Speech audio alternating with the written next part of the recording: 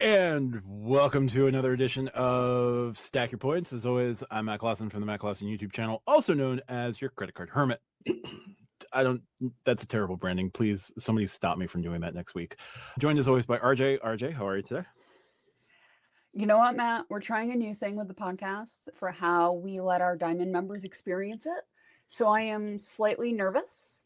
The Packers also have 2 seconds left, and our kicker can't make field goals. So I'm about to be either very happy or very angry.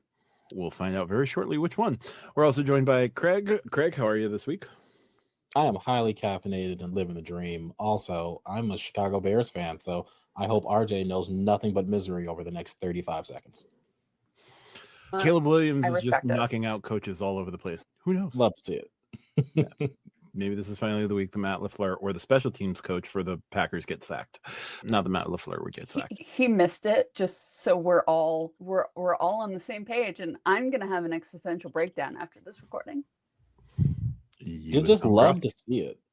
My haterism runs deep. Craig continues to consume the haterade. We're also joined by Lonnie from the Call Me Lonnie YouTube channel. And Lonnie recently was talking about Airbnbs, if y'all are interested. Lonnie, how are you this week? I was talking about Airbnbs in my members only video today and trying to figure it out. There's a lot of info out there. But to go on the sports theme, as the other Illinoisan in this group of 4 of us, I am a Bulls fan. For hockey, I am a Blackhawks fan. For baseball, because I represent south of the river, I am a White Sox fan. But for football, I am actually, and I still use the old name, I'm a Redskins fan because my dad's from D.C., and that's the house I grew up in. Mariota. The Detroit's Lions just did a number on you. Are you doing okay? It says root beer. It's just beer. Yeah, no, I put spotted cow in here, just fun. Spotted cow. Talk about east of the Mississippi. I was going to say. It's Salt and Straw on the west of the Mississippi, except for 2 other places. But I don't think I can get much further east of the Mississippi than New York without falling into the Atlantic. Yeah, I'm about as far west as you can go without my shoes getting wet. Estelle Banga. Sorry, I want to still respect the Blackhawks. I really want to still respect the Blackhawks, but I can't respect the Blackhawks anymore. Dude, I'm not going to lie. It's a Chicago thing. Doesn't matter if our team wins or loses. We support them to the end. 100%. Doesn't matter. We're there when nobody said nothing when the Blackhawks won 3 years in a row. And then when they didn't win 3 years in a row, guess what? We still wore red and black all day. Exactly. No, and that's all fair. It's just the stuff that happened. Like, I don't even pay attention to hockey. Like, I can't tell you the last time I even watched a hockey game on a commercial by accident. That's how much I don't watch. But if we get into a hockey conversation, I'm instantly on the Blackhawks. Defend it for some reason. That's Chicago for you. Speaking of hockey, I will be at a hockey game in 20 days that I paid for with my StubHub credit. Nice. Because I finally got to use my damn credits after waiting 4 fucking months. I'm in a mood tonight, guys. I'm sorry. We'll move over to our news roundup. Some news around the horn. The only things that I really wanted to jump on, we've got general news. Bilt cards 2.0 are set to launch in January. The full transition to Bilt 2.0 cards will be February 7th. And Bilt, once again, not giving us any details whatsoever on the cards because they need to hold a special event in January to do that. Also in general news, Marriott lost a brand over the weekend with Sonder by Marriott no longer being applicable because Marriott discontinued their relationship with Sonder on Sunday. And today, Monday, now we're in Tuesday, but on Monday, Sonder went under. They have ceased operations. So the Sonder brand with Marriott has gone away. I did a video on this, and some of this is going to make Marriott look bad. But like, losing a brand doesn't usually happen overnight. RJ, any thoughts here? This is bad. This is bad. I think this is bad, Matt. This is bad. That's fair. Craig, you're the resident Marriott guy, just by happenstance. Thoughts? I have 2 very different opinions. So the first is, this is absolutely terrible Marriott, what are you doing? From a consumer perspective, from a business perspective, either they knew that Sonder was going under 18 months ago when they acquired it, and the acquisition was for some portion of their business, either from a back end standpoint, from a like property management standpoint, or something that they were doing, and everything else was an acceptable loss. I think from a employee engagement standpoint, they could have done a better job. And granted, it's the internet. Sonder employees might have found out sooner, but if we're to believe the Reddit and other credit card blogs, they found out via Google. I think that just sends a bad messaging to your other employees for morale and whatnot. But yeah, I hate to say it. I think it's probably indicative, not necessarily of a weak economy, but like just indicative of Marriott seeing something that they wanted and going in the most roundabout way to do it. But that's, yeah. But again, from a consumer perspective, I don't like it, because then it just further belabors the point of, if Marriott can shut down a brand, what keeps them from shutting down my favorite brands, or what keeps them from shutting down anything without letting us know? And how does this affect my status, or if I had an upcoming stay, or all these other things? And it just feels like the rollout was not well planned, because I'm going to say this.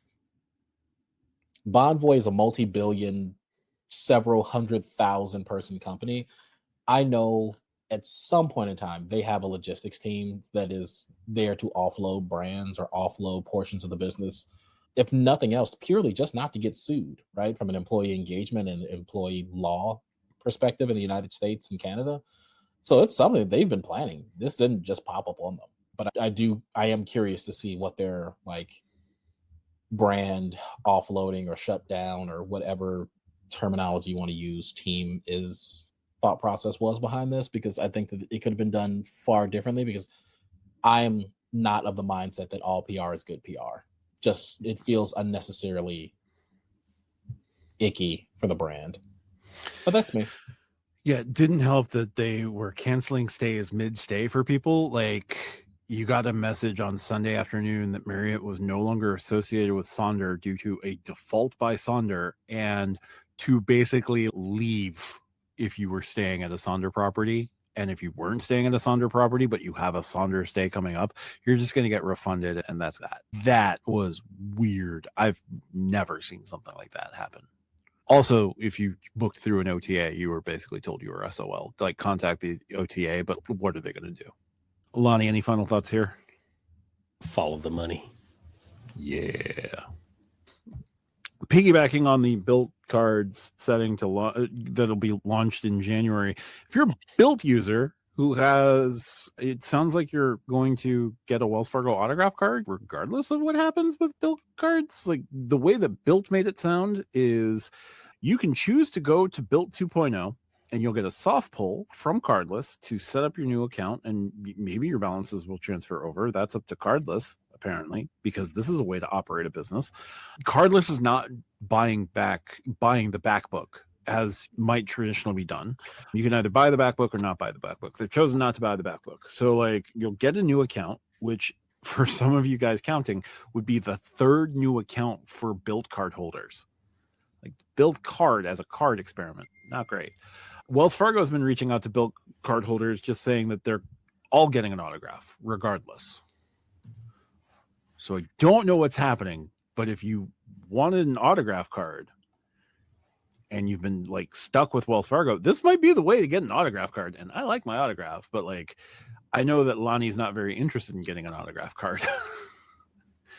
Even though it's a really good card, and it has the 3x travel and transit that we've lost as Sapphire Reserve holders. But yeah, it sounds like once again there's miscommunication between Wells Fargo and Bilt, because why would these two companies ever talk correctly about each other? Just a marriage made in hell. This is that marriage when you go to the family therapist and the parents are like, guys, we're getting a divorce, and the kids start cheering. Like, this is that marriage. At this point, yeah. It's bad. It's real bad. Not as bad as Marriott and Sonder, but still pretty bad. It's all just a giant whoop. They'll get it figured out. They'll get it right. I have a question, and obviously we are not internally inside of Bilt's books, but are they really making money off the cards, or is Bilt's entire business model just trying to be a payment network? Because I think that that's two different questions. Because like us as credit card users, we see the failures, but Bilt's more so worried about how are we ensuring that we get as much money through our payment network as possible, or coming as a third party vendor, whether it's like as in a framing of a PayPal or an Amex payment network. I think they might just see it as an acceptable loss. Now, granted, yeah, I think they've had some bumps in the road, but what were the bumps in the road for Amex in the 50s? And I think that's where, like, how often do we see a new brand truly launch and we can say you have the money to bring in all the most well-educated marketeers and MBAs in the country and the world and have them do a just and fine rollout? But sometimes I think we're a little bit too, I won't say too critical, but I think we're a little critical without knowing perhaps some of their more strategic pathways behind stuff. And I'm not going to sit here and say that it's not a messy go between, right? Like, it is messy that you aren't just having your business bought and brought over. Like what Citi did, for all the gripes that I have with Citi, that Matt has with Citi and everyone else, it was the proper way to handle the Barclays buyout. Because could you imagine all the people that have Aviator Red cards just getting turned into what, I don't even know what other cards Barclays has, but Arrival Pluses. yeah, could you imagine that instead of just like being transferred over to a Citi account? So I think that there's other things behind that, and I'd be interested to see what Marriott's 10-year Bilt's 5 to 10 year strategy plan is going to be. Because if it is, hey, we just want to be Discover, okay, that makes a lot of sense. I think if they could get out of the credit card game in the next 5 years, they will. They have 1 million credit card customers right now with Wells Fargo. It's very telling that Cardless isn't buying out those 1 million accounts. Like, Cardless, I'm sure, just told them straight up, we can't handle that many accounts. Like, we're not built for this. We'll take whoever comes over, sure, but we are not in a position to buy 1 million accounts. How Wells Fargo is going to be made whole on this? Tax write-offs. That's the only way. They're just going to cut their losses at this point and just write them off.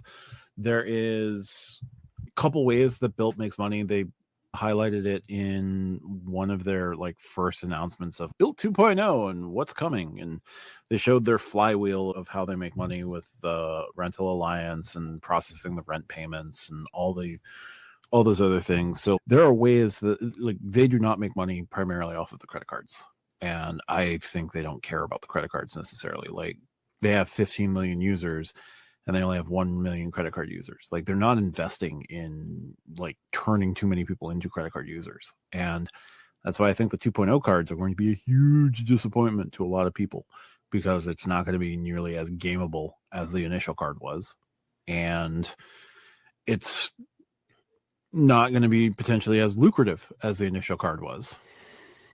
So I'll be interested to see what they do, but it's really telling that the first thing that we've learned is Cardless may bring balances over. Read, they probably won't. And Cardless is not buying the back book. I don't think Cardless has the money to buy the back book, honestly.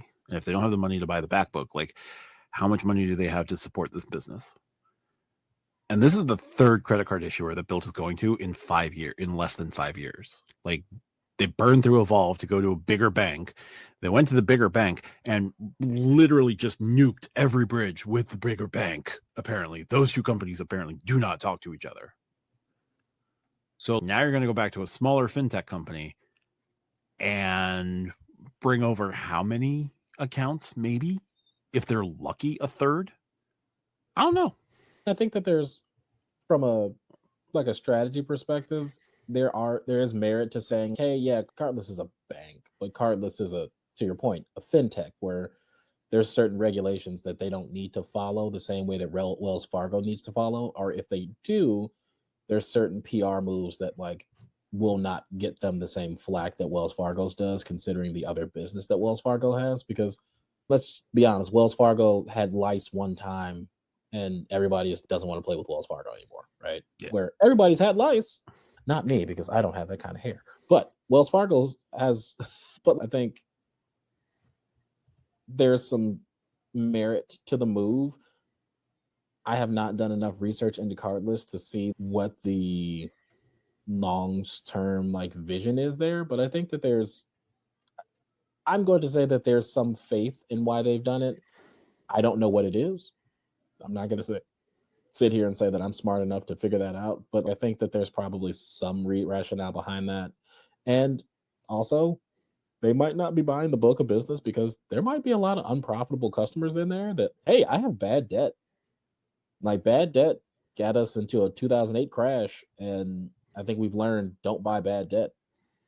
We could only be so lucky if that's the rationale that they're using. So to go back to your original point, Craig, where I don't necessarily, Bilt is a rewards program first. That's how they started, and that's where their bread and butter is. Now, as a payment source and a payment platform, the amount, what they can get for giving away points is all dependent on the partnerships that they have and bringing those types of partnerships in. Now, to Matt's frustration and friction, I think it's safe to say that he will say that they haven't been a great credit card and they are continuing to not look positively in his eyes. I'm not speaking for me, I'm speaking for Matt. I'm not going to say I would disagree with him. It's just, I would say the jury, I'm more optimistic than Matt is, where he's already placed his bet, and I'm still flipping coins on heads or tails when it comes to Bilt. But I think you hit the nail on the head is they got the rewards thing pretty much down pat, minus they killed their awesome travel portal, to being a payment platform. And then, to be completely honest, that is a gap in which I don't think anyone has truly tried to close, even attempted to close yet. So, like, for example, the fact that, yes, it's a 3% processing fee if you use a card that's not Bilt, and you can pay your rent.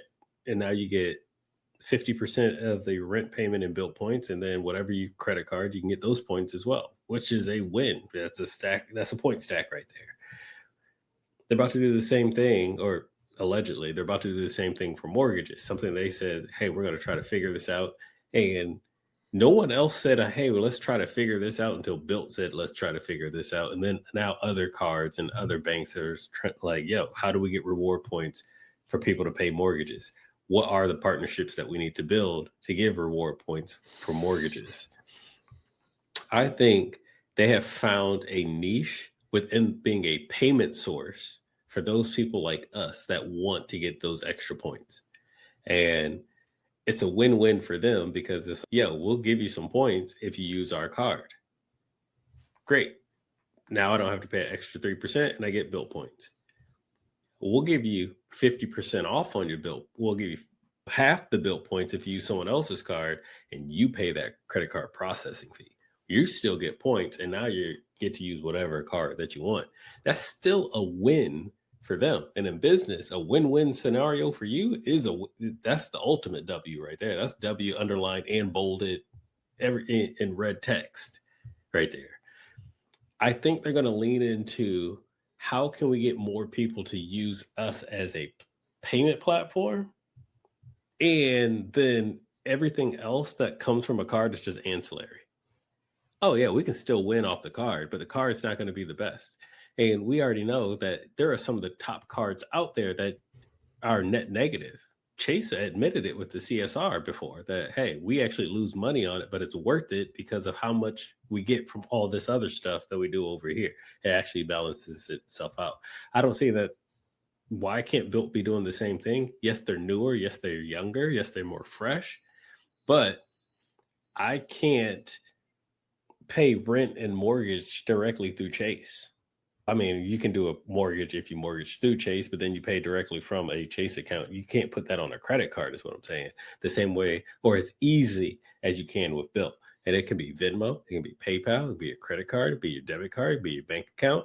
And if you want the points, like we want the points, it costs you 3%, which is a fair offer, in my opinion.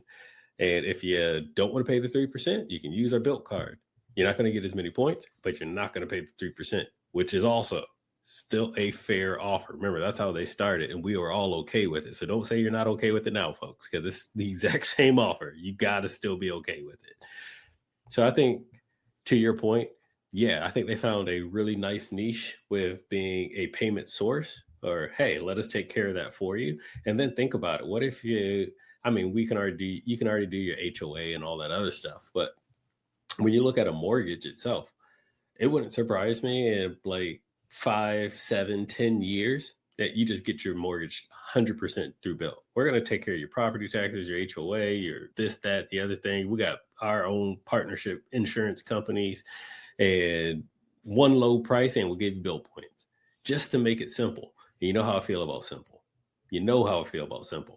People want simple. It's the finance day, which I hope all y'all got a finance day. Mine's are the first two, like the second day of the month. Just take care of all your finances. Reevaluate your bank account. If they can own all your bills on one day, hey, we're going to auto pay your Netflix. We're going to auto pay this. We're going to take care of your mortgage. We're going to take care of your car. It's over at that point. Now, it's going to be a lot for them to get there. But I think they realize, screw the card. We'll just give out points when we need to. Like I said, they already killed the travel portal. So that 1.25 ain't worth nothing unless that's all you got, because you can go anywhere else and get almost that or more with any other card. You can't get your Universal and Disney tickets in it no more, Matt. Which one though? Huge win. Bilt, bring that back if you're watching. Actually, any credit card portal, bring that back. Any of y'all, bring that back. And they're like, we found a way to eat some of that red line on the payment side, being a payment portal. And when we need to, we're actually making money from our partnerships and for those that are still using the card. I think it's a win. I think that's why they're going this 2.0, because they realize if I can raise up both, then it's going to help them as a business overall.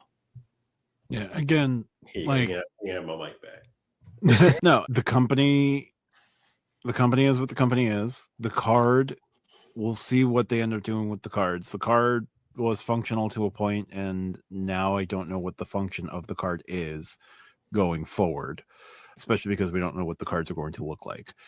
But the reward aspect of it, I'm still somewhat bullish on, because there's still going to be ways to get rewards. It's just everything else, the other two pillars, I got serious questions about. But yeah, and even from ever since Bilt made their huge change, what was that, about a year ago now or whatnot, where everyone just the Lonnie, it hasn't even been 6 months. The rent day. Oh no, the rent day change was last year. Yeah, it was October of last year. So that was like a year ago. That was a huge moment that changed the way that I have a relationship with Bilt and the card, from a creator standpoint, from a personal standpoint, everything.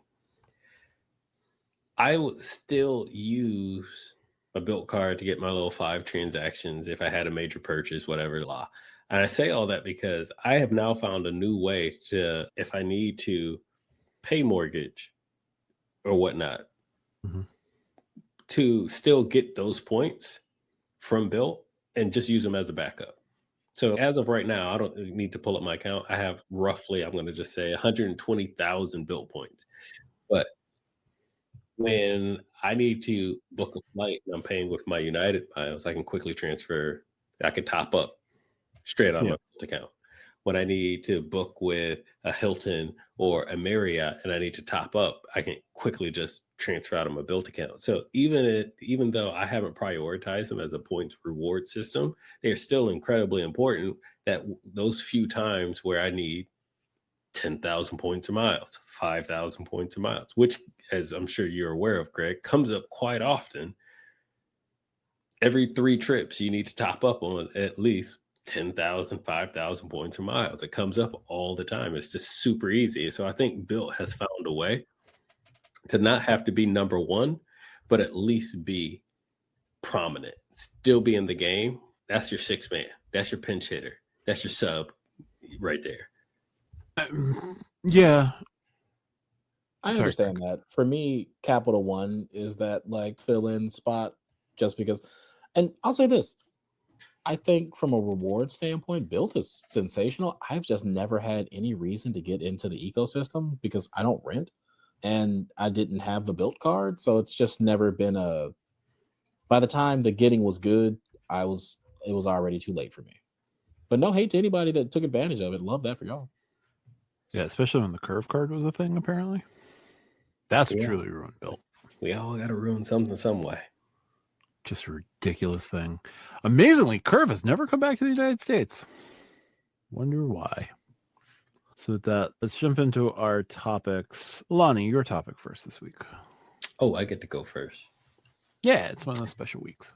What's one thing that has become overrated with credit cards? So whenever we talk about credit cards, we're always talking about your credits, the point earnings, lounge, status, now annual fees. What's one thing that, so very simple question, but feel free to go in more detail if you will, that you just consider now more overrated than it's ever been overrated before. And Craig, I'm going to start with you. Easily hotel. Oh God, I got two, and I'm sorry. I know the question isn't two, but I've got two. Two's fine. There's more than one for sure. I'm gonna say airport lounges. I am so tired. First of all, the expectation that people have for these airport lounges, they think, oh, I'm supposed to come in here and have a gourmet meal and a massage and this, that, and the other. Folks, let me assure you, they were made so when I'm on flight 75 and it's only June, I can go and take a shower, get a drink, and that drink could be an adult beverage or it could be water. It could. I will say this: I love when a place has a sparkling water because it's real. It's nice. It's crisp. Gets me going. But like this idea that like all these lounges need to be gourmet, 5-star. I'm expecting Emirates, Singapore, first class treatment domestically, and then when you get in there and you realize it's an Admiral's Club with an avocado toast bar and coffee and beer and wine, sad salad bar, you're upset. And I'm so tired of people saying that, oh my God, the lounges, what's going on with the quality of lounges? The lounges have always been mid, always. Trust me, they've always been mid. I'm glad that like the bag of chips kind of sells it. Right, because I'm going to tell you, sometimes, and this is from a volume travel perspective, some of the best places I've been has been a Priority Pass, Minute Suites, and I have a can of so fun fact, I carry a mini can of Lysol and some wipes for me. Spray that bad boy down, wipe it down. I take my little like travel blanket because, so fun fact, I keep like a really small, foldable, collapsible, just like piece of fabric, especially when I'm traveling and I know it's going to be either really late or really early. So my face and my skin doesn't have to touch anything. Thank you. I lay that bad boy down and I'm taking me a nap. Like, I don't care if I'm not getting 5-star gourmet cocktails. And this emphasis that we've put on it as like a credit card community is just like wild because like I can tell people have never been to a club or you've never been in Midway and gone to the club and said, oh, where's the caviar? I got Lay's and I got Ruffles and there's some RC Cola over there. There's room. The best I could do for you. Wi-Fi is 6 kilobytes per second. It is what it is, people. The other thing that I'm going to point out is having this super duper mega status that people are aiming for without like actual volume travel. The amount of people that I've had conversations with, they're like, oh, I have to be a Hyatt globalist, but you only stay 10 nights or you only go on 2 trips a year. Just book the room you want. Like, don't get me wrong, status is great, but if you don't, you got to use it. Exactly. And I'll say hotel status, I think is there's an argument to be made. But for airline status, if you aren't flying enough to get airline status, doesn't matter, y'all. Let me assure you, like, I'll say this. Do I love the opportunity to check out at 4 p.m. with Marriott? Yes, I do. Do I love that when I go and fly right now during a government shutdown? Also, be nice to your TSA agents. Say kind things to them. They are working without pay and they are doing that job with a smile on their face. And even if they have a frown on their face, you be nice to that person. Don't give them I feel like getting selective screening this week. Come on now. You know what, Matt? Normally I love you, but if you're going to be that guy, I hope they give you a full cavity search.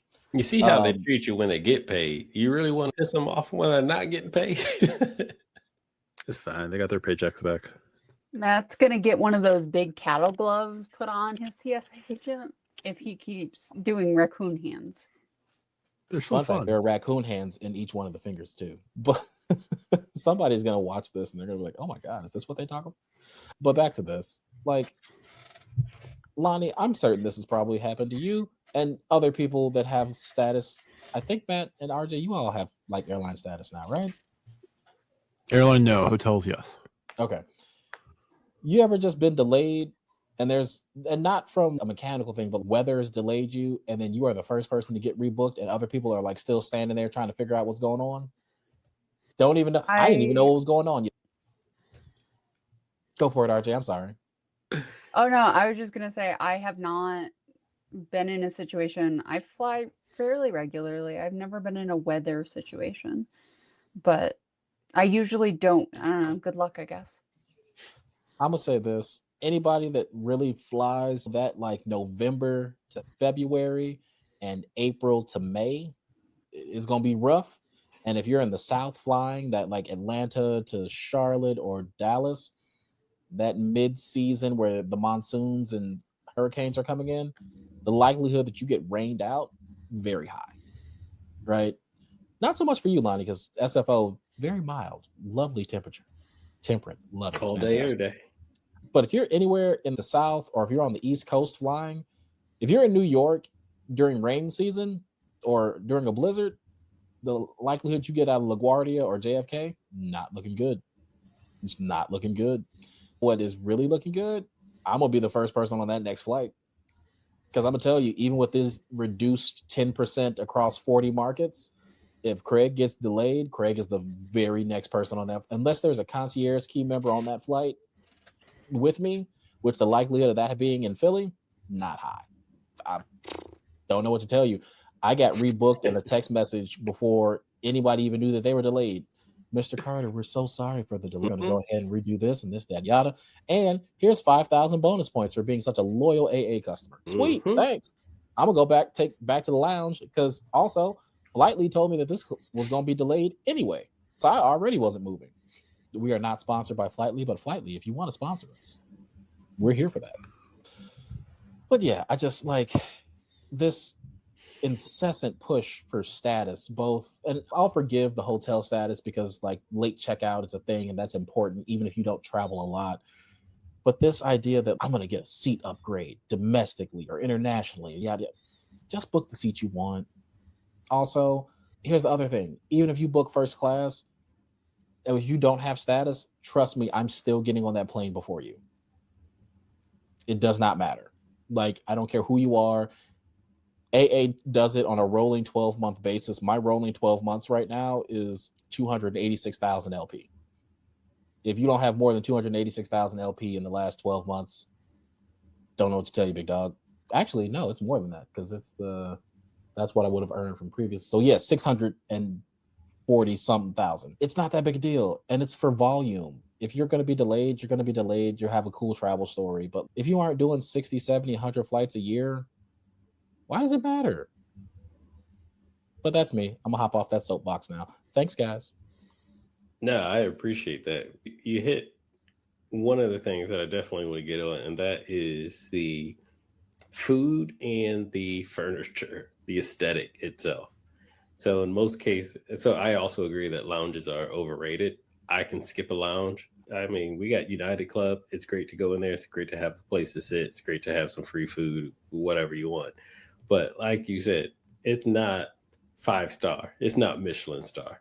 Now, if it were one of those types of lounges, then 100%. Like if I could order a medium rare filet mignon and someone in the back actually puts that on a grill and cooks it, those types of lounges, which actually exist, by the way, y'all.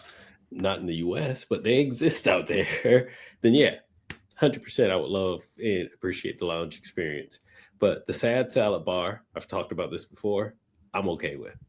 It's the same bag of lettuce, the same toppings, and it's usually like what? Balsamic vinaigrette, maybe a ranch dressing, some croutons and sunflower seeds on the side. That's almost every single lounge. But here's the other thing when it comes to the food. A lot of people don't do this. Go look at the kitchen. I don't care which lounge it is. Go look at the kitchen. There's no stoves. It's always microwaves. That should tell you.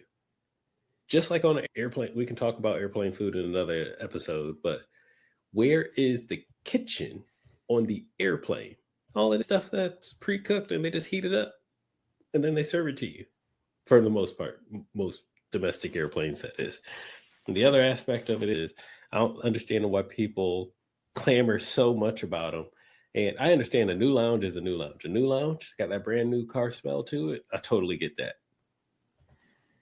But most of the lounges that I see, no matter if they're new, mid, or whatever, after a couple of people sat in the chairs, and now the chair has its own groove to it, the leather is cracked. So it is what it is. And so I also agree that lounges I would put in the overrated category. That plus I like to shop. I like to fly nonstop. So I show up when I have to the airport so I can just walk onto the plane and skip the lounge altogether. But that's at me and father me are two different things, and the lounge comes in handy as a parent. RJ, welcome back. Thank you. What's one thing that has become overrated with credit cards, in your opinion? Upgrades. Woo! Upgrades. Keep going. Upgrades. Talk For the about love it, girl. of God. We're not like, look, I understand if you have a status and it's important to you. I like higher earnings that come with status as far as points and stuff. That's more what I care about than like the other stuff. But if you're Hilton Diamond, right? And you're going somewhere, you're booked to Hilton, you're very excited, and you get a room you don't want because you're sure they're going to upgrade you, and you don't get upgraded, and then you act You just either failed. one of the toddlers that all of my co-hosts have in various forms, or slightly younger, slightly older children than the toddlers. No, act like a goddamn adult. Book something you'll be comfortable in. If Lonnie booked the rooms that I usually book, because I don't need multiple rooms inside my room, except for the bathroom, that needs to be separate. But if he booked what I usually did and then didn't get upgraded to what he wanted, I am going to assume Lonnie is mature enough not to throw a tantrum. He might be disappointed. He might wish he had booked the room that he really wanted, but he's not going to throw a tantrum. And so many people get like Reddit's full of it, Flyer Talk's full of it. I had platinum with Marriott and they didn't upgrade me. And did you book a room you were comfortable in? No, because I was supposed to get upgraded. Yeah. And Craig was staying there that night. There's 300 people with your status there. Yeah, you didn't get upgraded. Shocking. It's if you fly out of LaGuardia with Delta and you have a status and you don't get upgraded to first class. I am shocked. It's look what you want. Be comfortable with how you travel. If you get an upgrade, great. But don't expect an upgrade at all times. If you have something like, I want to say IHG Ambassador does this, is if you use your weekend pass, they'll upgrade you. But if every single thing is booked above you, what do you want them to do? Kick out the person that just paid for the presidential suite to move you into it? Yes. Where is your logic and reason? Do some people like the more credit cards they get, the lower their IQ points go? Because that's how it feels sometimes when I read these posts. There's physically no more rooms. What would you like them to do for this upgrade? There's physically no more seats on the aircraft. They cannot bolt them to the wings. It drives me nuts. I understand if you have a certain status, you want what comes with it. There's reasons why things like upgrades are dependent on availability. There's no more physical space. I'm sorry. Book what you want. Book what you can afford. Book what you want. Book what you're going to be comfortable with. Don't assume the hotel is going to upgrade you if they don't have room, or if you have titanium with Marriott, but there's 75 ambassadors there because there's some travel convention of like real estate agents or something, and they all have a bunch of status. and like you don't get your upgrade and you get butthurt about it. Come on, be an adult. You've got to be 18 to check into a hotel? Act like an adult, please. That's what I think is overrated. I appreciate that one because you know how I feel about, just book the room you want to guarantee that you get what you want. Yeah. I would also go with the free night certs that people rely on upgrades on. Yeah. And this is my problem with free night certs is that they're not to give you the room on the top floor of the room with the room in it. Marriott has the points-based one, so does IHG. Like IHG, I get a 10K one. Yeah, that is a basic room with 2 queen beds in it at 10K in the middle of Iowa. What do you expect for 10K?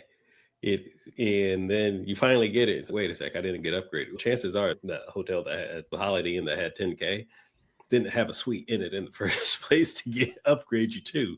Your upgrade was 2 floors up, basically. But with Hilton, they have the free night service, and as we know, it's standard room award, which is also the cheapest room with the cheapest view. And people are expecting this up here. You're like, I'm diamond status, so I'm supposed to get a suite. Yeah, they had a King Studio suite as well. It's literally listed on the website, and that's what you got upgraded to. It was really just a view upgrade. It's not that there's times that I have booked the lowest and ended up very high up from categories of rooms.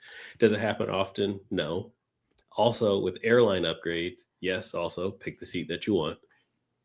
But as someone that actually has high status tier, like I'm a 1K member with United, we all know this.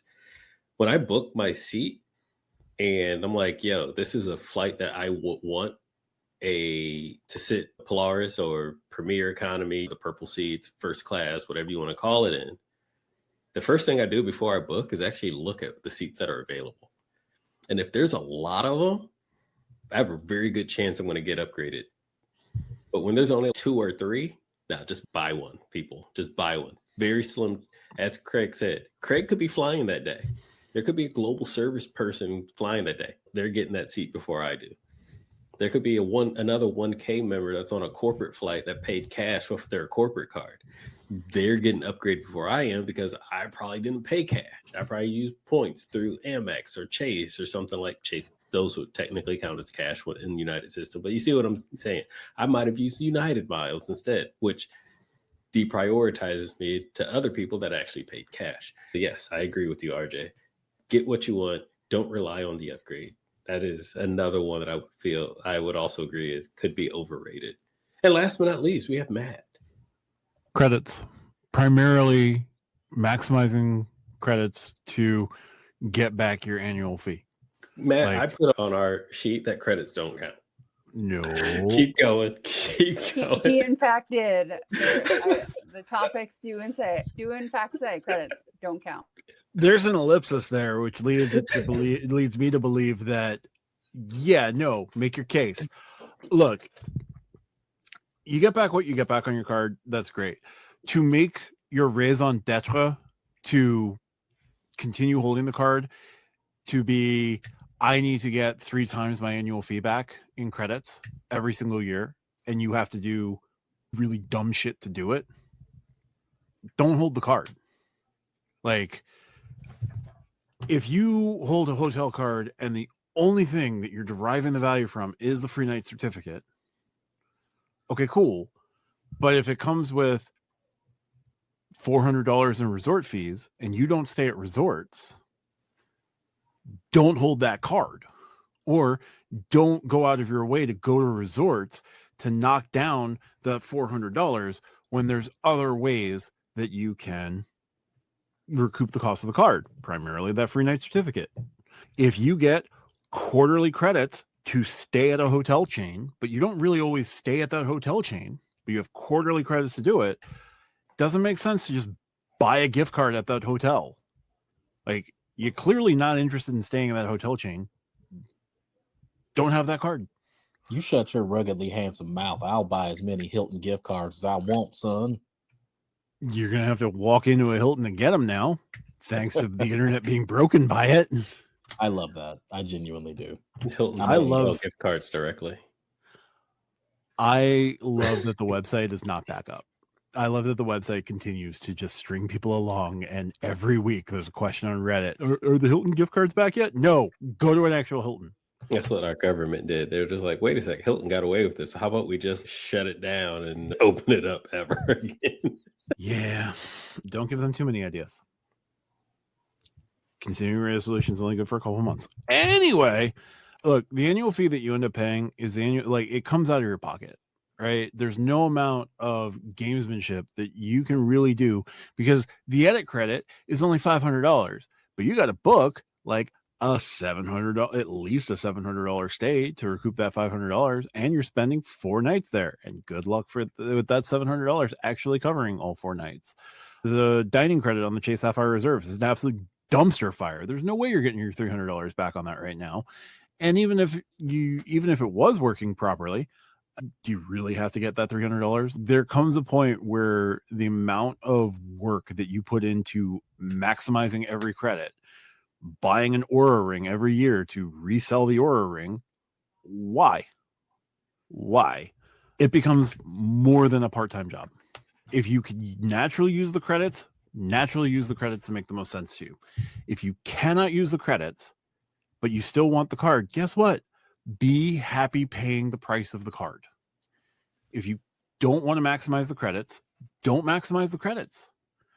I'm going to be paying nearly $800 a year for a credit card that works for what I want to do, and I can recoup some of the value on it, but I'm not going to recoup all $795 every year. And you know what? That's fine.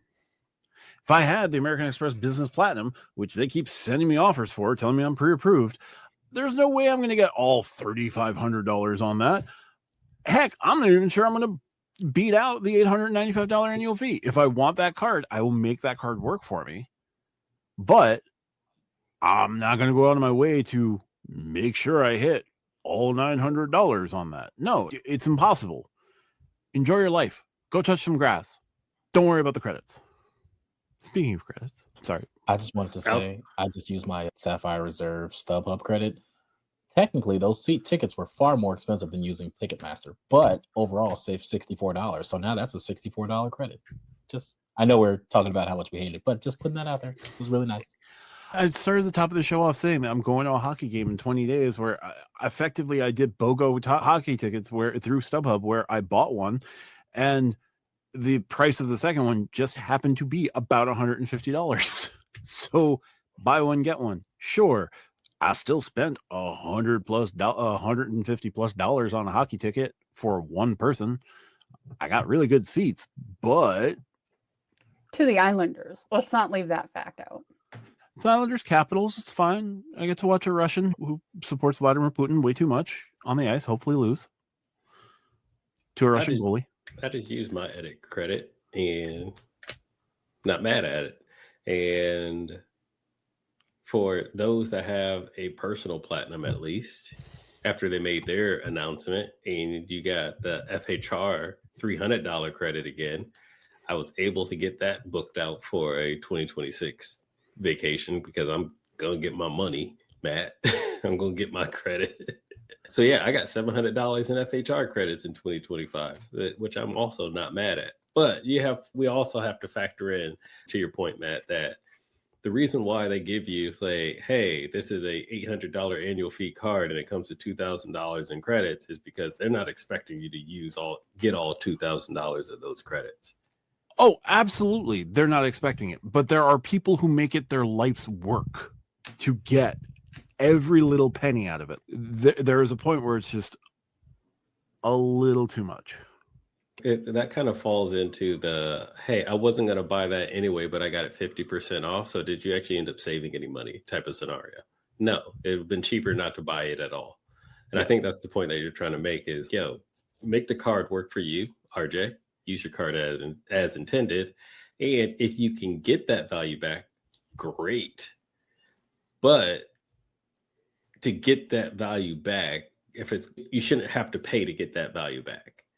Like going to FHR for those that are like, I just want to try to get it for one night or the edit. And, oh man, I got to book 2 nights to get my $250. You're not going to find anything for 2 nights, $250 on the edit anyway. So what were you doing?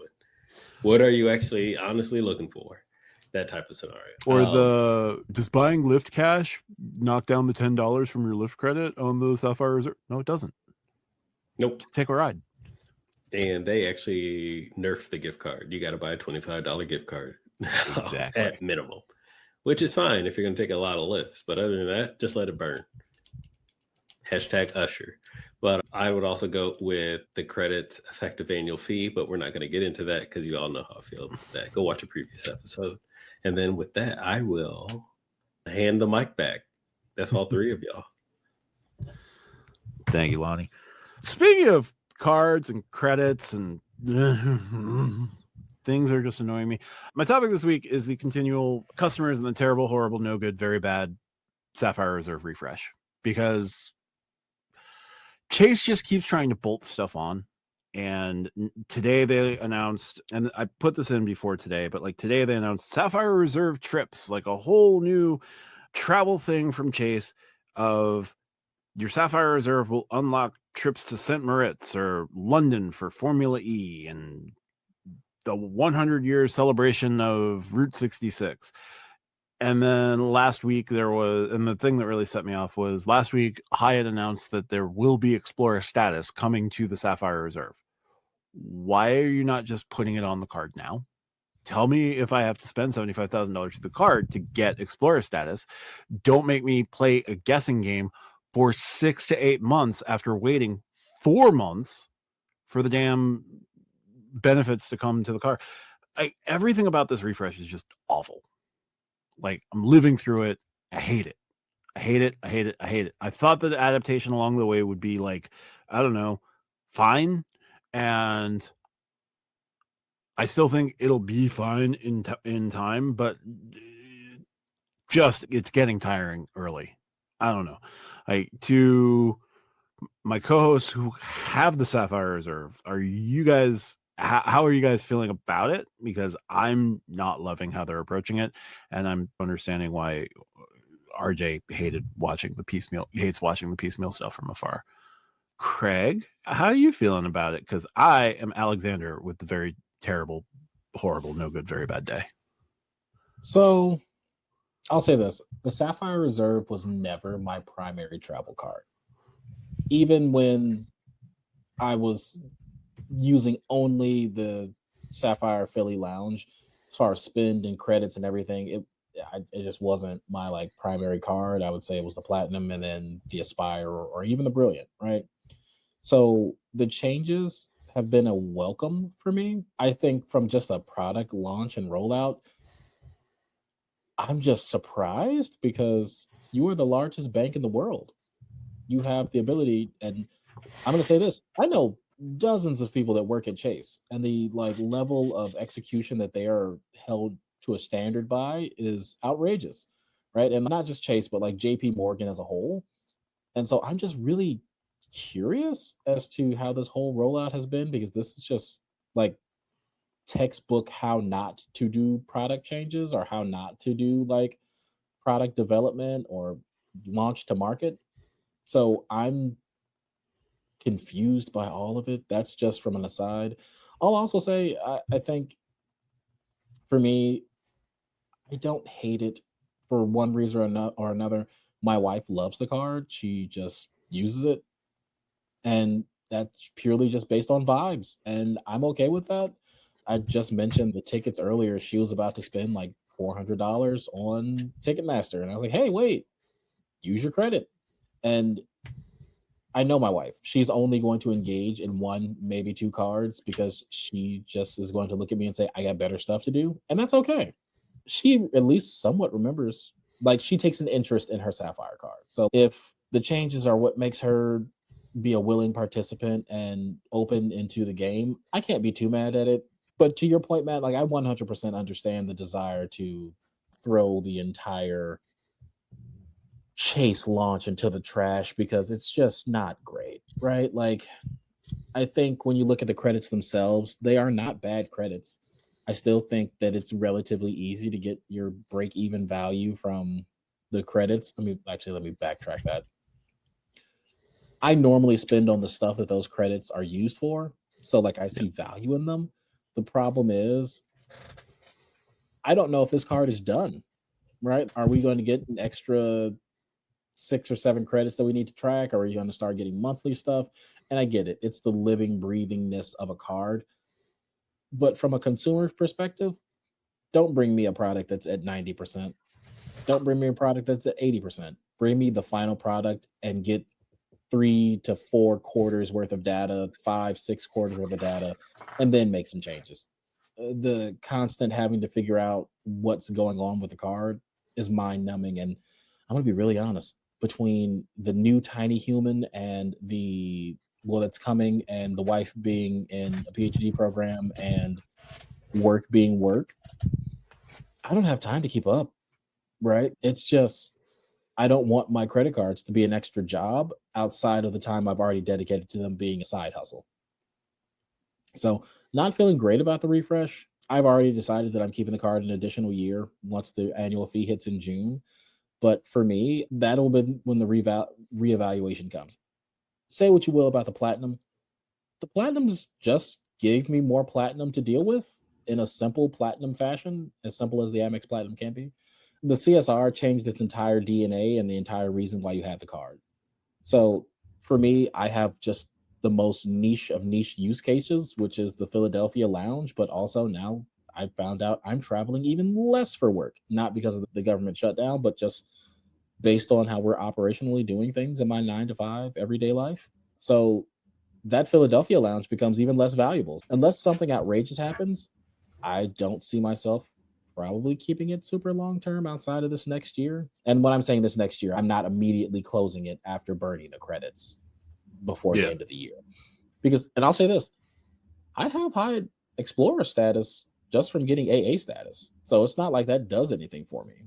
Come March, I found out I'm actually going to be a globalist. So right on. Granted, I'm pretty sure, Matt, you have stayed in more Hyatts this year than I have done in all the last 5 years of travel.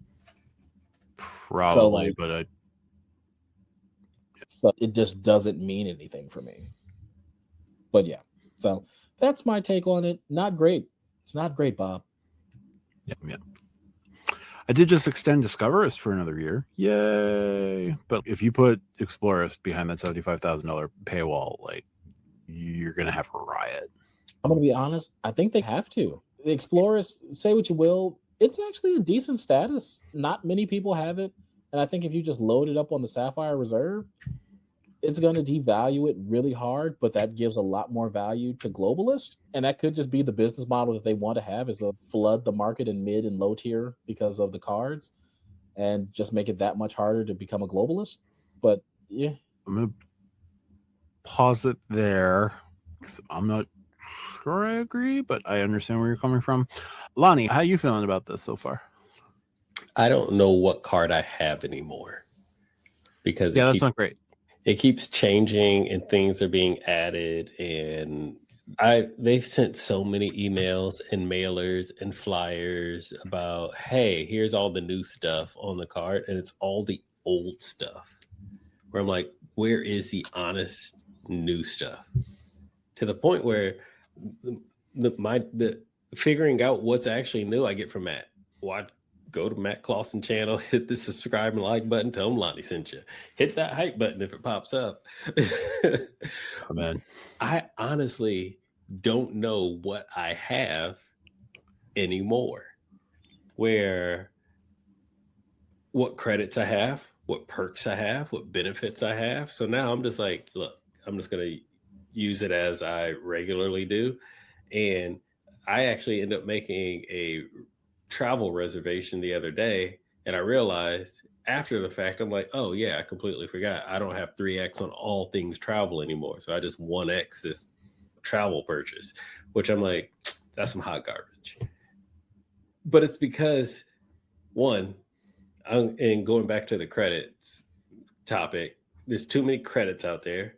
the period where I don't know even all the credits I have. I can get rid of cards and that would actually make things more simple versus adding more cards with more of the same overlapping credits. But when it comes to Chase Sapphire Reserve, October 26th, I should have known exactly what I got, and it should not have changed. It's changed like 3 times since then. It's not even been a month yet. And I'm like, wait a sec, I got this now? Hold on, wait, I got that now? What? This is new. I don't know what card I have anymore.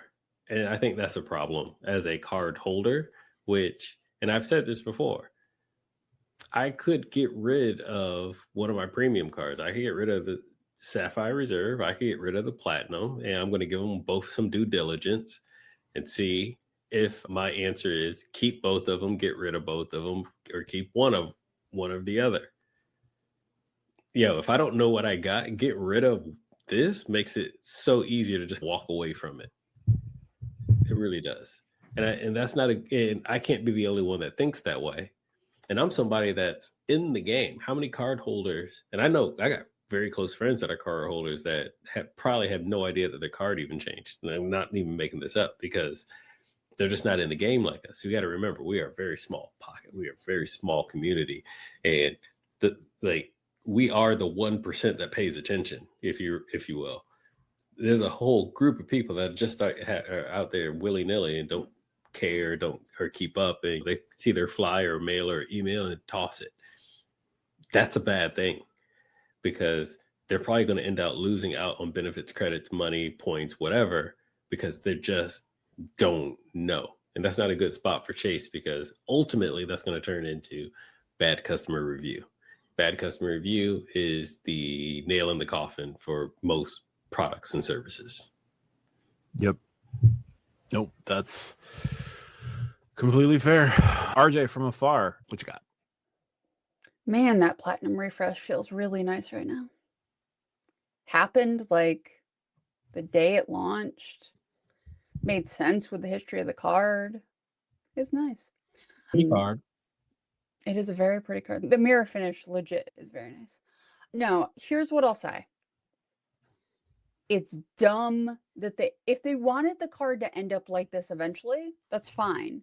You need an intermediate step to train people to do what you want. They took a card that had a very clear identity and radically changed it too far. You need at least one mid-step. And if they had done a mid-step this time, kept the 3X, added some of the credits, prepped it properly, it would have been fine. But they didn't. And then they keep trying to fix it and change it because they don't know what they're doing. It's ridiculous. I went off on a rant on this. I don't remember if it was the live or if it was the podcast about the piecemeal of it. And it's ridiculous.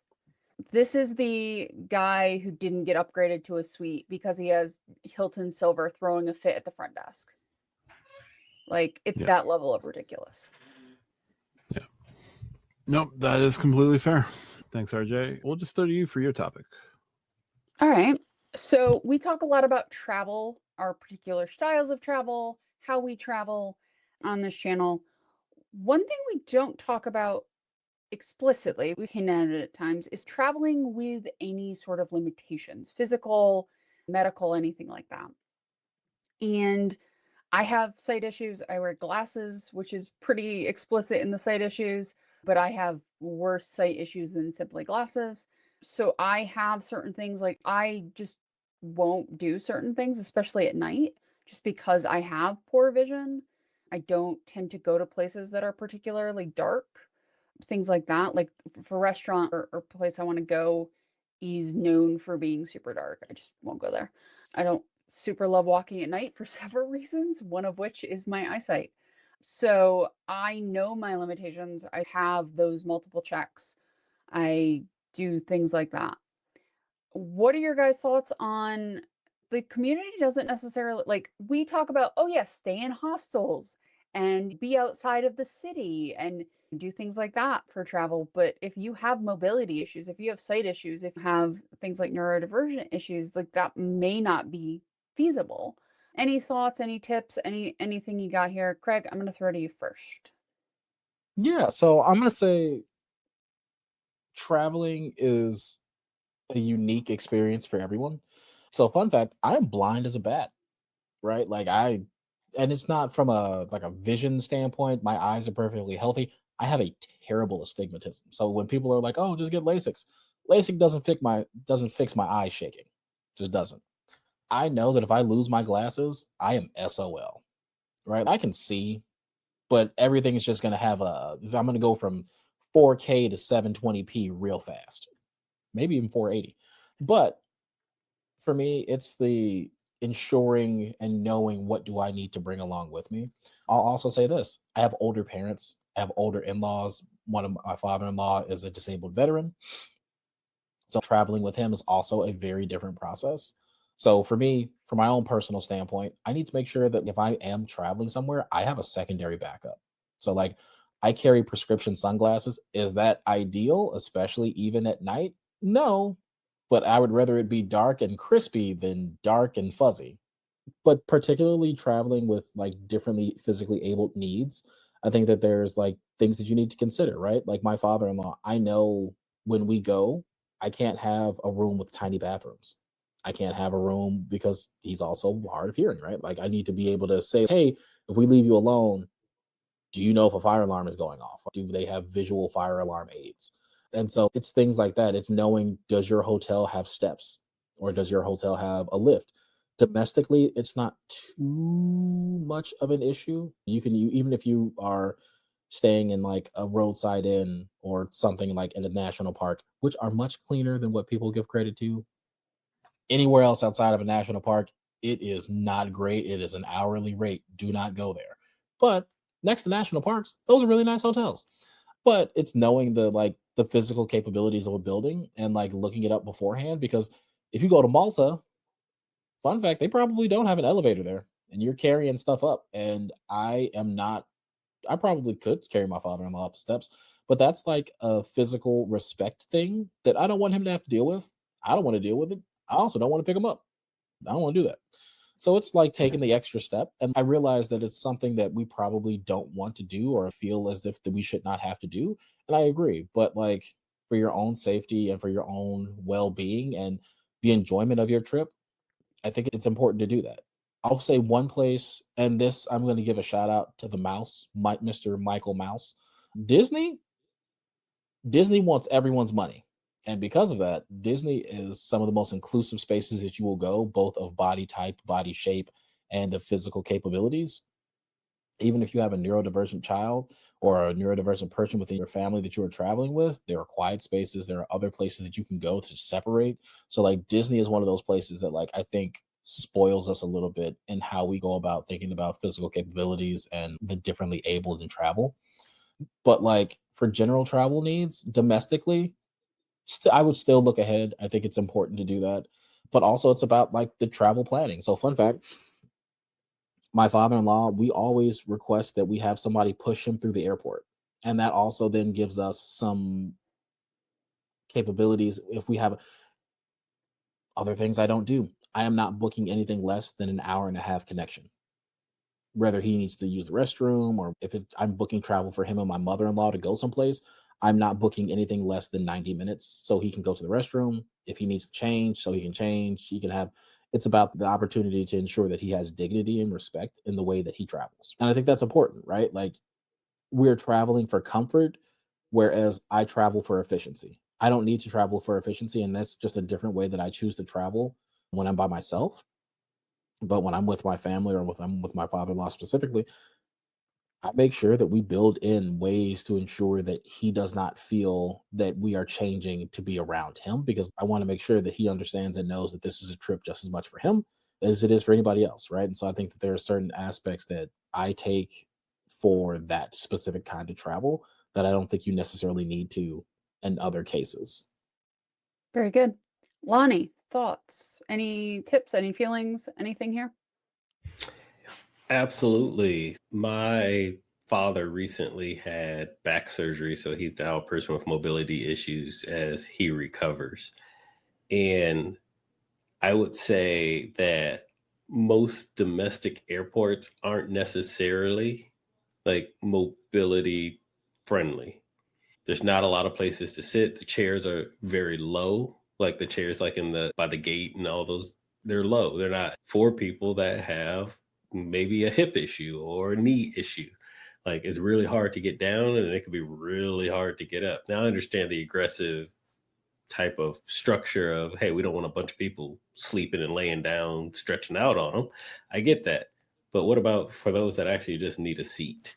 And yes, the airport offers people that can put you in a wheelchair and wheel you around or have the electric carts. But once again, that requires mobility that might not be inclusive for people that have mobility issues to get in those chairs or to get out or to get pushed around. And those people that are hired to do so, and they are great, they're not hired to take you to the bathroom. They're not there to wait in line with you while you get food. Now, some of them do, and thank you to those that do. If you're helping somebody I'm related to or not, just thank you for taking care of the people. But they're not required to do that. They can drop you off the gate and basically they just sit there and wait until you get on your flight. Maybe they help you get on your flight, if that. Now, as some of the other things that I was thinking of, Craig was speaking, is sight. I don't really have a sight issue. My eyes are light sensitive. So other than some super dark sunglasses, like I'm pretty okay. I have an enhancement on my camera, so it looks like this room is very well lit. It's actually really dark. If you're actually sitting in here with me, you'd be like, yo, turn a light on.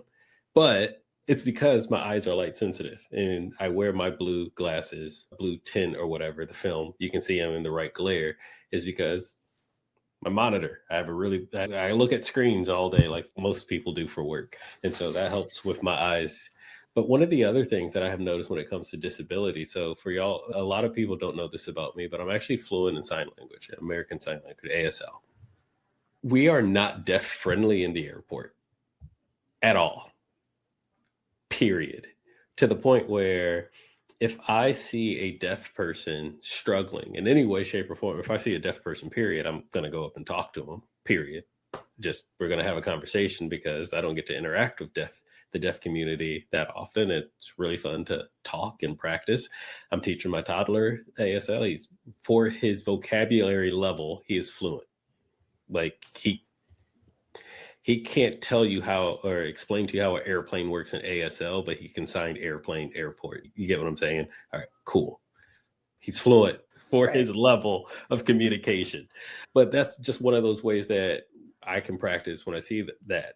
The problem is when those people have a question, where's the bathroom? What's happening with my flight? Where is gate? Whatever. It's not a requirement for an airline employee, in most cases, international ones, of course, to even know another language, to speak Spanish, to speak French, to speak German, to speak Japanese. American Sign Language is the third most used language in this country, right behind English. It is a very much used language. And yet, not even 7% of the country knows it outside of the deaf community, of course, the people that 100% rely on it. And I think that's a huge miss to be able to do that. So going back to, if I see someone struggling, a deaf person struggling, trying to just get information at the airport, I always just stop and be an interpreter if I can. That prevents the language barrier. That prevents, most people don't carry around pen and paper with them. You can go up to a gate agent at the gate and be like, hey, do you got like a Post-it and a pen that I can borrow? The answer is probably going to be no. They got one pen and it's probably on their shirt and they can't let it go because that's the only pen. There's never a piece of paper. The boarding pass machine is the only piece of paper. And it's really hard to pull paper out of that thing. Trust me, I've asked. It's really hard to get paper out of that printer. And now they do their really thin, flimsy paper, which just rips anyway. So yeah, if anything, I think we should be better akin to the deaf community when it comes to a disability, but also English as a second language community, the Spanish speaking community. As I had just mentioned, English is not the number one language spoken in America anymore. People go look it up. It's okay to be able to speak Spanish. It's okay to learn another language like ASL, which I did over the pandemic. That's when I became fluent. So I've been doing it for 5-6 years, a little bit over 6 years now. Started before the pandemic.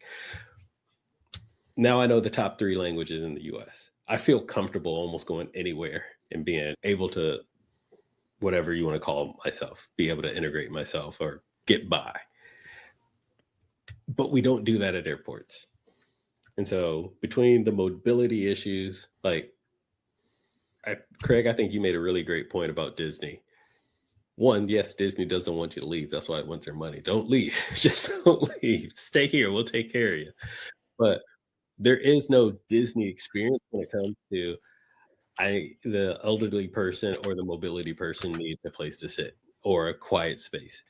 In most cases, you have to almost pay for mothers with young children or infants to like find a place to nurse. How many times have you seen a mother sitting just out there in public with the blanket over her because there's nowhere else for her to go without actually paying? Yes, there's other apps in those little motherly rooms, but you have to sign up for that stuff super way in advance. And you see what I'm getting at here. There's so much. And I'm not saying that motherhood is a disability. Depends on the day. I'm going to take a spade. I'll take that one on the chin if I need to. But at the same time, it's a major procedure. And it lasts for a very long time on their bodies. Trust me, I know. At least 3 years for sure, based on my wife. Yes, I know. It makes a huge change on their bodies. And we don't accommodate for that. We don't accommodate for the little children as well. How many of those kid play areas are worse than the sad salad at the lounge? Where it's just we could run in the hallways. Well, you just, what's this over here? This just carpeted run over here. Like, how many of those, Craig, Chicago O'Hare, over there by the F's. When was the last time those game machines actually worked for the kids to actually play with? And once again, talk about architecture. All the places to sit down are in a heavy, like 45-degree angle lean to make it so you don't sit down on them too long. Yep. People, we actually needed, us as parents needed a place to sit. So don't get me started, but let me finish. That's it. I'm done. I think I went a little too far off the disability path, but I think I hit the mark. No, I think it all connects. Matt, thoughts here? Tips and whatnot I've covered in other answers previously. Like I have a neurodivergent child. I may or may not be myself. That's not diagnosed, so whatever. A lot of things are going to be maintaining as much structure and routine as possible. Travel is a huge interruption to routine and the day-to-day. Like the expectation is X and you're suddenly throwing gamma at them, right? But try to make things as stress-free and comfortable as you can to such a big disruption. Find their favorite stuffies. If they have a particularly favored blanket, bring the favorite blanket. Bring something that restores some semblance of order.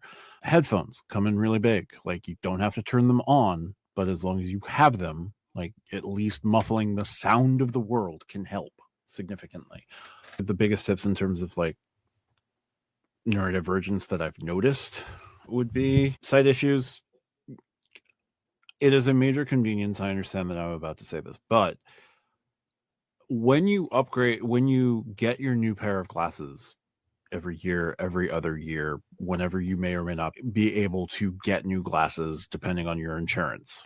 And if you have state paid for insurance, I know that the restrictions there can be a little bit different than regular employer insurance, but when you update your prescription, keep an old pair of glasses as backup. As long as your prescription isn't completely changed, having at least something that is something you can temporarily rely on makes it so that you aren't relying on squinting if you lose your glasses or something happens to them during the course of your trip. Your travel insurance on your credit card can cover a couple of different things. It's not going to cover a snap pair of frames. Have an old pair, upcycle your lenses from an old pair. Like it's not significantly expensive to update your lenses depending on your insurance. Because, well, we're a broken society and rely on copays, co-insurance, all this other nonsense. So for sight, definitely have a backup of some sort. keep your old glasses. When you get your updated prescription, if you're buying from like Frames Direct or Glasses USA or some other purveyor like that, buy two. Just set up your backup right there. I don't really have too much in terms of mobility. If you are traveling with somebody who does have mobility issues, one thing you can always try to do is set up with the airport, making sure that you get like that, a chair available for them, a wheelchair available for them. One thing I'd be interested to see with the new Clear Concierge services is how mobility adaptive they are. If they take that into account, where if you're doing Clear Concierge at the airport, not only are they bringing you to the front of the TSA line, but like the whole process of Clear Concierge is supposed to like make the rest of your airport experience that much better or elevate it that much higher. If they do provide for those with medical or mobility needs, like maybe that's what makes that particular service worthwhile to you. Now, I don't know how into that they are, but that is definitely something to consider and something to research. And you get Clear for free with a couple of American Express cards. Maybe it's worth exploring the concierge, paying for the concierge, if these are services that get added on. I don't know. And I'm not going to tell you that they are. But yeah, when it comes to the neurodivergent community, like travel is always going to be a huge disruption. And whether it is you, your child, your partner, somebody you're seeing in the airport, like anything that can restore some sort of like semblance of order, semblance to their day, will go a long way to correcting things. Like, I don't know I wouldn't know how to handle, I could identify at this point someone whose kid may be neurodivergent, and like the parents will probably know how best to get them back on their path, but like giving them that space to allow them to get their kid back into routine. As long as you are respectful toward other travelers who may or may not have a kid who's not adjusting to this disruption, just make sure that you give grace isn't even the right word for it, but like you give space so that they can do what they need to do to get things back on track. Because it is as stressful as it is for the kid, it's also stressful for the parent. It's also stressful. It's going to become stressful for the travelers. And like when you're making someone who's dealing with a neurodivergent kid who's just losing it for whatever reason, because again, huge break in their routine, you are amplifying something that does not need to be amplified. No, I think that's good. I appreciate you guys. We do try to get things out of the Discord now and then, and I thought this was a worthy topic. Yeah. Thank you. Craig, I will go back to your answer only because you were talking about wheeling around luggage. I feel sorry for anyone that has to wheel around luggage in Italy. Don't do it. It's terrible. Just have it delivered to the hotel. Yep. And that's if you're able-bodied.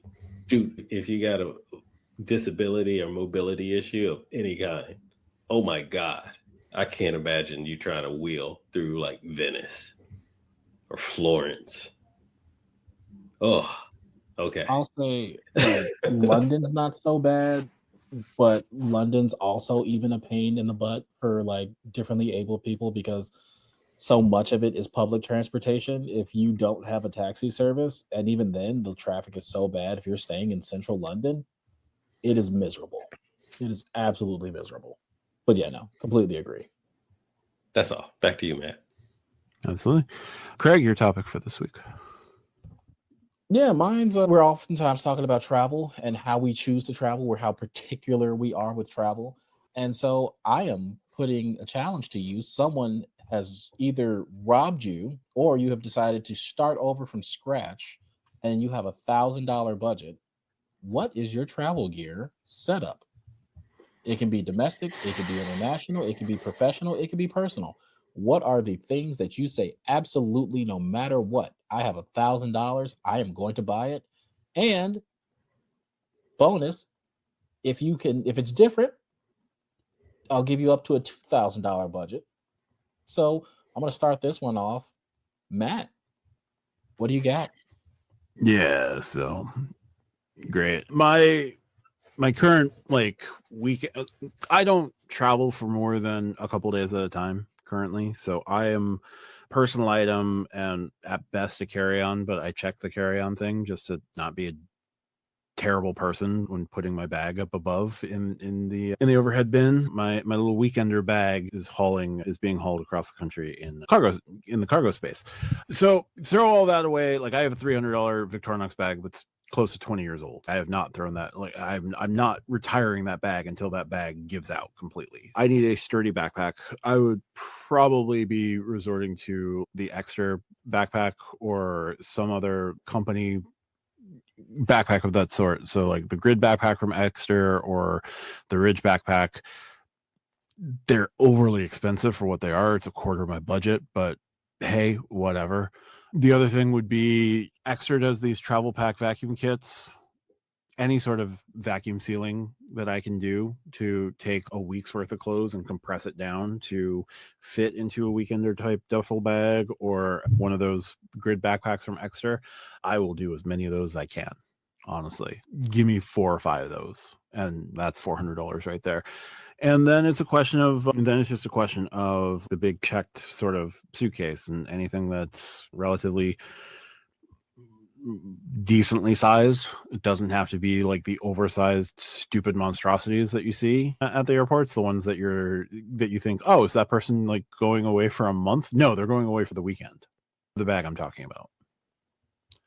Yeah, I would only invest in one of those if I am constantly taking 10 to 2-week travels. Like, otherwise, man, as many of those vacuum packs as I can, a solid weekend style duffel bag, and just a really good backpack. That's all I really want to do. Awesome. Thank you, Matt. So I know now we're going to get into some hardcore travel gear coming up here. So I'm going to start us out. RJ, for those of you that don't know, mentioned that she has been working on this and toiling and great difficulty.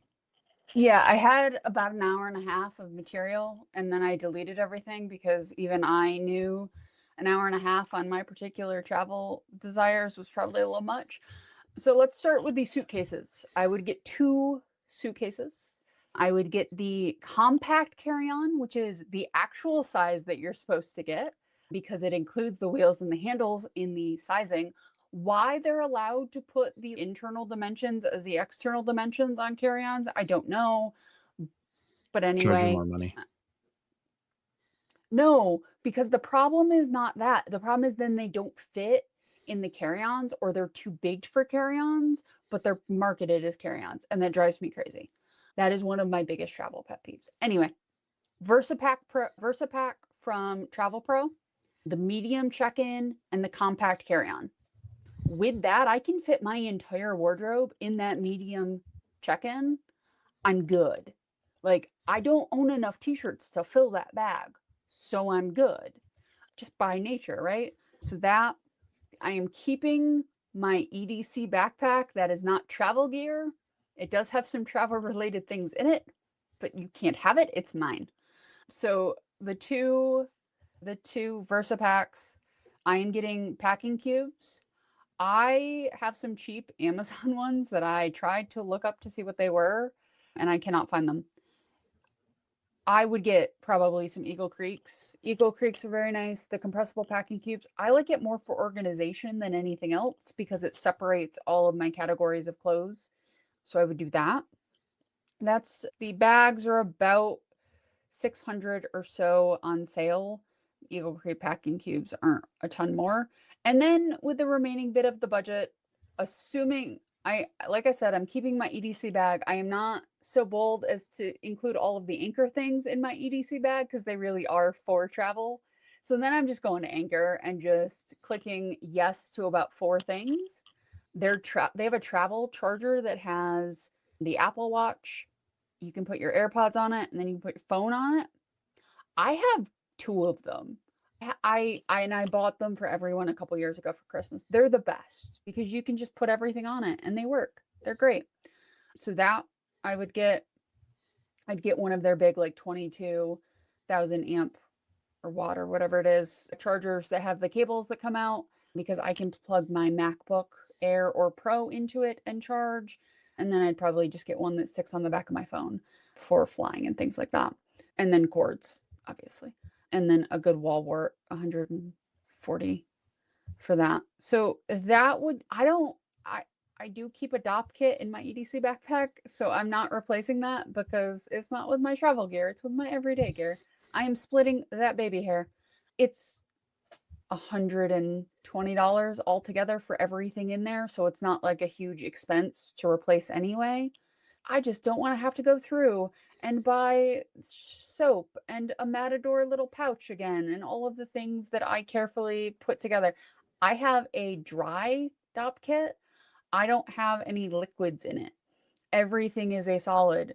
I don't have to take anything out at TSA. I'm pre-checked now, but if they get even pickier, I don't have to take anything out. I use like toothpaste tabs when I travel, so I don't have to even have toothpaste.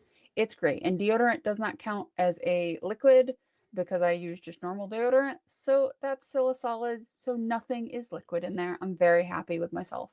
I use Listerine, like the little mini things that you can put on your tongue. So I have mouthwash and I don't even have liquid mouthwash.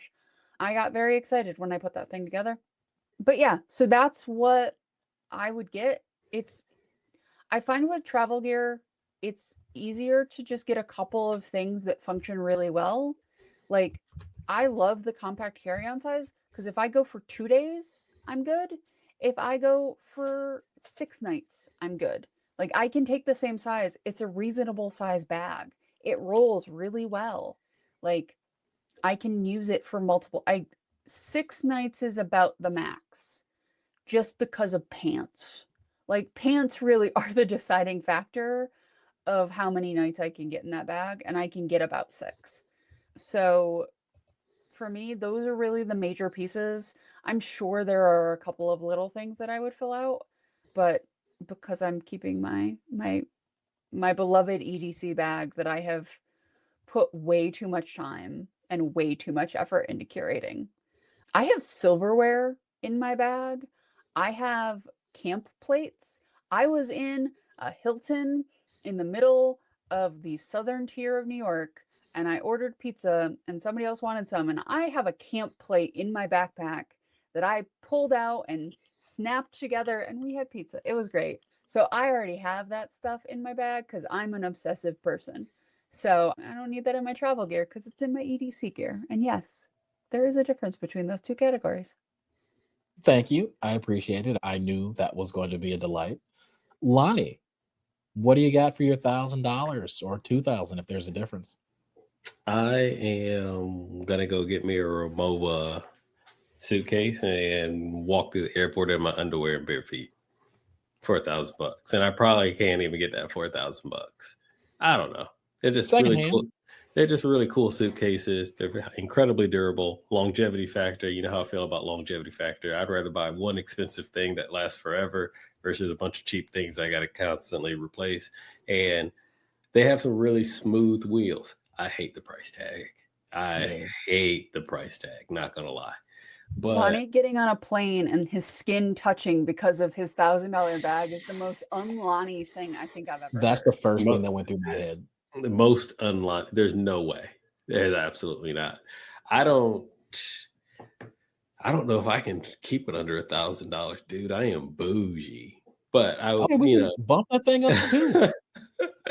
I would, of course, make sure I got a nice, durable suitcase, which I already have.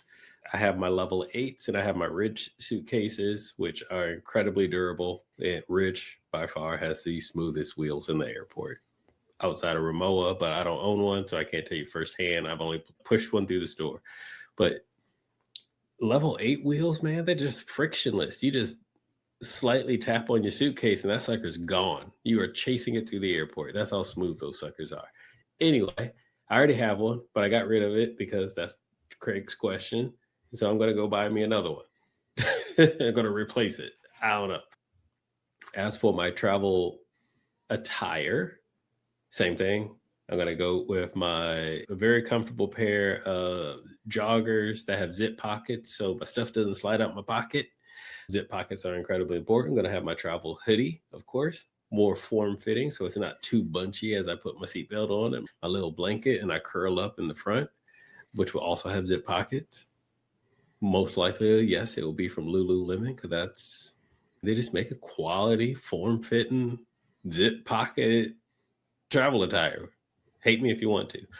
I primarily travel in my Adidas Ultra Boost because it's like socks on top on top of the shoe, so very comfortable if I leave my shoes on or kick them off, depending on what type of seat I'm in, if I kick them off or not.